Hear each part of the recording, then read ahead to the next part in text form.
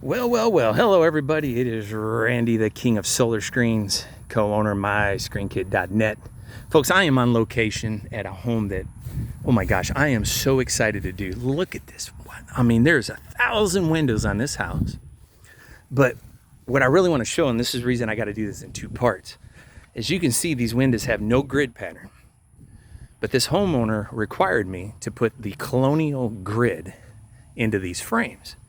Well, rule of thumb is if the grid's already built, we just measured it and we put it together. So instead I had to break out my brain and get the math out so that every one of these bars looks is just as sexy as this house does. So I have a heck of a job ahead of me. Now what I'm gonna do is I'm gonna pause this real quick. I'm gonna run around back. There's their puppy. Oh, hey puppy. He's a beautiful dog. Reminds me of Dukes of Hazzard, Roscoe's dog, Flash. I'm gonna pause it real quick and run around back so you guys can see that. And then I'm gonna start installing. All right, guys, now I'm out back. These windows, my Lord, they are definitely the size of Texas, folks. Especially those right there. Those things are 5 foot by 9 or 5 by 8.